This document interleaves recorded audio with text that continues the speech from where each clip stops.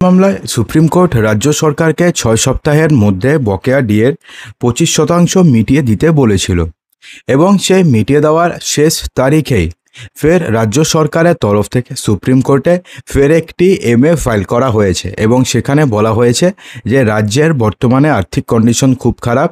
এই পরিস্থিতিতে রাজ্য সরকার কোনোভাবেই দিয়ে দিতে পারবে না এবং সেই সঙ্গে বলা হয়েছে যে রাজ্য সরকারকে আরও অন্তত 6 মাস সময় দেওয়া হোক, অর্থাৎ অন্তত 6 মাস সময় দেওয়া হোক। এক্সটেন্ড করলে আরও ভালো, কিন্তু 6 মাসের আগে রাজ্য সরকার দিতেই পারবে না।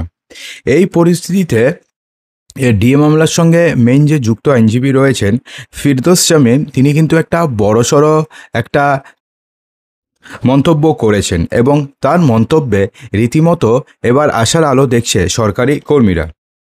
তো কি বলেছেন তিনি, চলুন জেনে নিই। তো এই মামলায় সরকারি কর্মীদের তরফে সওয়াল করেছিলেন আইনজীবী ফিরদৌস শামীম। এদিন রাজ্যের পুনর্বিবেচনার আবেদনের পরে ফিরদৌস শামীম বলেন যে পুনর্বিবেচনার আর্জি জানালেই তা গৃহীত হবে এমন কোনো কথা নেই, অর্থাৎ রাজ্য পুনর্বিবেচনার আবেদন জানিয়েছে এবং সেই পুনর্বিবেচনার আবেদনে কিন্তু আরও অনেক কিছু টার্মস ঢোকানো হয়েছে। তো সেগুলো নিয়ে আমরা এরপরে একটা ভিডিও করব যে সেখানে অনেক কিছু ঢোকানো হয়েছে, অর্থাৎ এমন না শুধুমাত্র 6 মাস সময় চাওয়া হয়েছে, আর অনেক কিছু ঢোকানো হয়েছে, সেটা নিয়ে কিছুক্ষণ পরে জানাবো।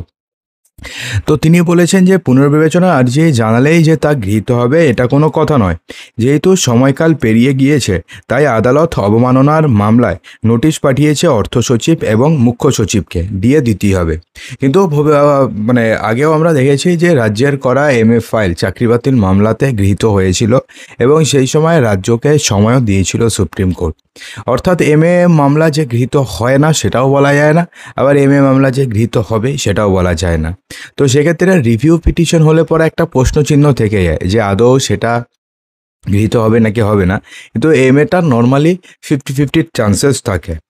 তো সেক্ষেত্রে আইনজীবী এদিন স্পষ্ট বলেছেন যে ডিএ হচ্ছে বেতনের অংশ, বাজেট করার সময় সেই হিসাব করতে হয়। তার দাবি রাজ্য সব দিক খরচ করছে আর সরকারি কর্মীদের ডিএর কথা বলা হলেই বলছে কোমর ভেঙে যাচ্ছে। তার মতে এভাবে কর্মীদের ডিএ থেকে বঞ্চিত করার অর্থ হচ্ছে বেতন হ্রাস করা, কারণ মূল্যবৃদ্ধির সঙ্গে বেতনের সামঞ্জস্য রাখতেই ডিএ দেওয়া হয়।